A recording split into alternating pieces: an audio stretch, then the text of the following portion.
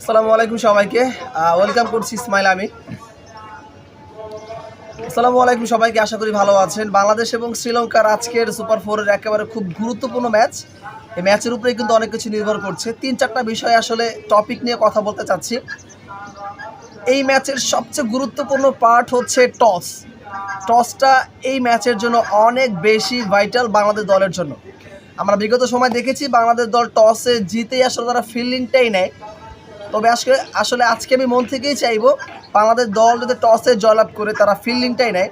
কারণ এই ম্যাচের লাস্ট পরিসংখ্যানগুলো যদি দেখা যায়, ম্যাক্সিমাম দলই হচ্ছে সেকেন্ড টাইম ব্যাটিং করে তারা জয়লাভ করেছে। আমরা যদি লাস্ট শ্রীলঙ্কার ম্যাচটাও দেখি, সেখানেও কিন্তু শ্রীলঙ্কা হংকংয়ের এগেনস্টে লাস্টের দিকে আসলে জয়লাভটা করেছে এবং প্রায় 60% ম্যাচ হচ্ছে এই মাঠে পরে ব্যাট করা দলটাই জিতেছে। পরিসংখ্যানগুলো কিন্তু আসলে তাই বলে এবং আমরা দেখেছি বিভিন্ন অ্যানালাইজ যারা করে বা হচ্ছে আমাদের মতো যারা রয়েছে তাদের কথা কিন্তু আসলে একেবারে যে ফেলে দেওয়ার মতো ব্যাপারটা কিন্তু তা না।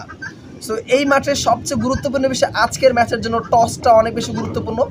বাংলাদেশ দল আসলে কী করে সেটাই কিন্তু দেখার বিষয়, বাট আমার কাছে মনে হয় বাংলাদেশ দল টসে জয়লাভ করে ফিল্ডিং নেওয়াটাই সবচেয়ে বুদ্ধিমানের কাজ হবে। এইবার আসে হচ্ছে স্কোয়াডটা নিয়ে। গত ম্যাচে আমরা যখন খেলেছি আফগানিস্তানের এগেনস্টে, বাংলাদেশের টিম ম্যানেজমেন্ট অনেক বড় একটা সাহসিকতার পরিচয় দিয়েছে।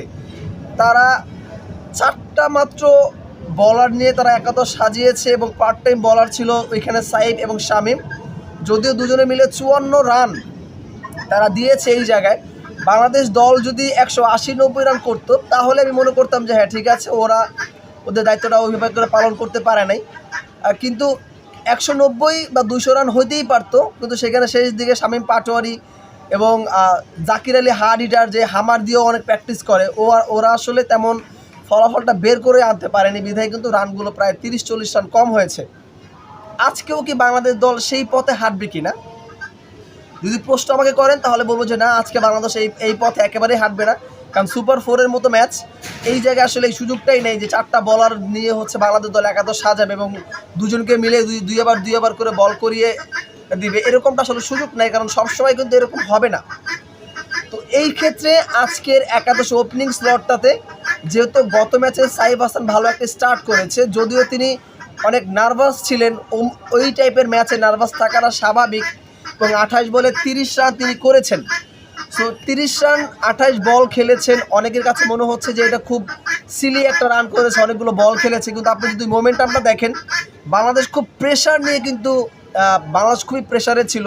তার দায়িত্ব ছিল হচ্ছে তামিমকে হচ্ছে